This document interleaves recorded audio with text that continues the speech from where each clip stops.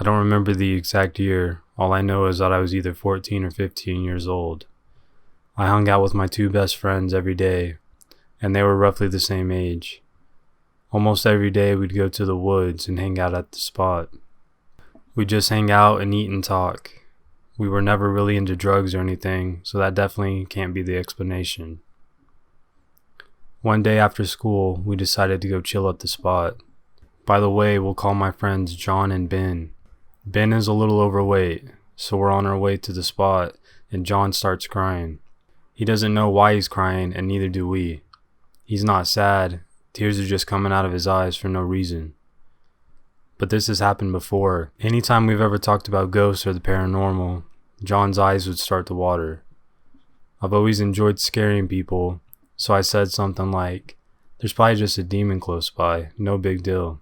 It made John smile, but then Ben says, "That dog just scared the hell out of me." I followed his eyes and saw a medium-sized snow white dog standing in the middle of the pathway just ahead of us. I immediately felt terrified.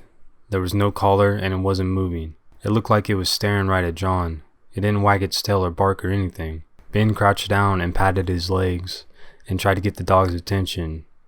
"Here, boy," but nothing. The dog kept staring at the same place. Maybe it was just the way things added up. We usually aren't the type to run away over a dog looking at us, but it just didn't feel right, and we all agreed to leave. I looked back multiple times and saw that the dog was in the exact same place, still looking in our direction. We went back to John's and spent that Friday night at his house. We talked about that dog and John crying a couple times throughout the night. But for the most part, we just played Smash Bros and ate taco salad. His mom made the best taco salad. We usually woke up really late at John's house. It must have been sometime in the afternoon when we decided to leave.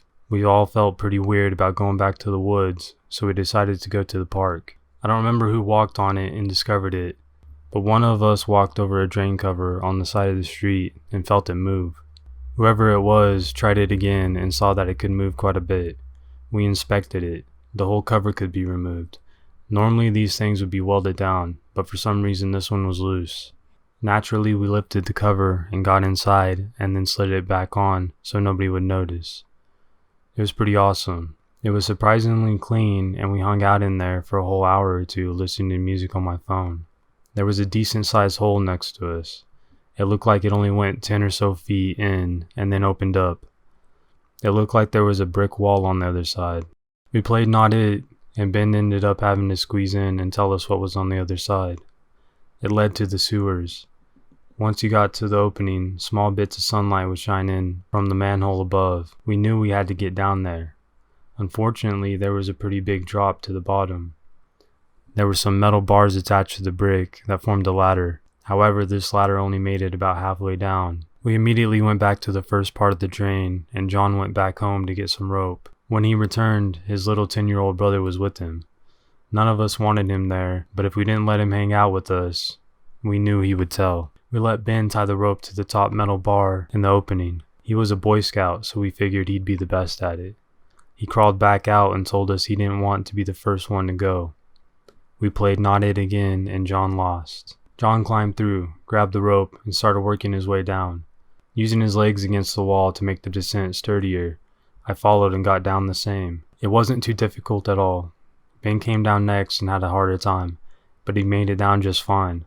John's little brother, after saying, "Okay, this time I'll do it," several times finally made it down on his own. It felt damp and gross at the bottom, but it was also kind of awesome. There were two large pipes that went in different directions. It looked like there was some sort of fungi growing in the corners, which concerned Ben for some reason. John always had a keychain on him, and on that keychain was a small flashlight. Good thing too, because none of us wanted to climb back out anytime soon.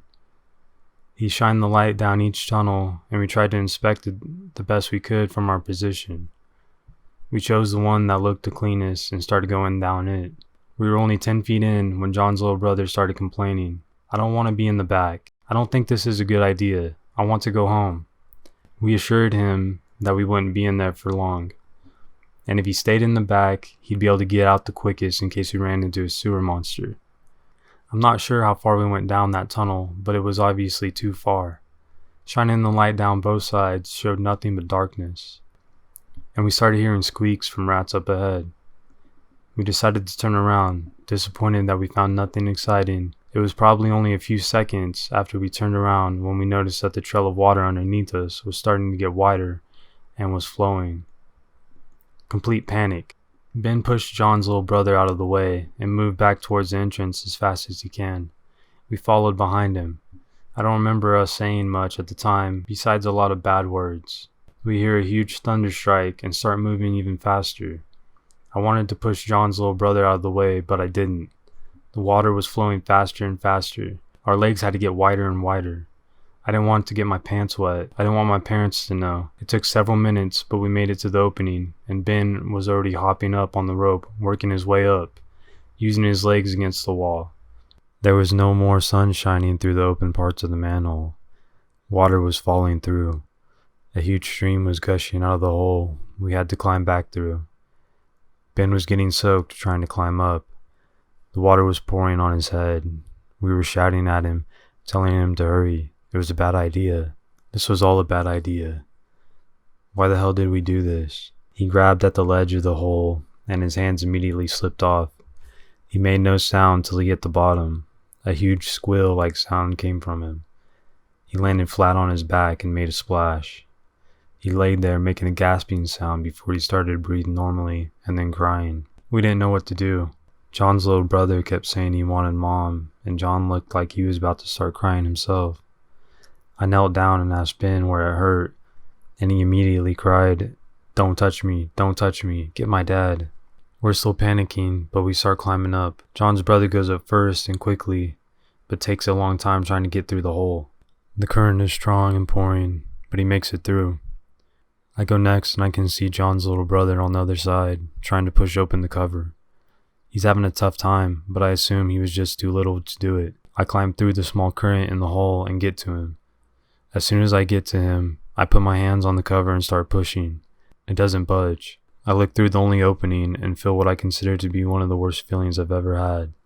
A large truck was parked on the side of the road, with its front tire right over the only loose cover. No way, no effing way. John climbed through and asked why we didn't open it. There's a freaking truck. I was crying pretty hard by now. John's little brother was screaming for his mommy, and who the hell knows what Ben was thinking.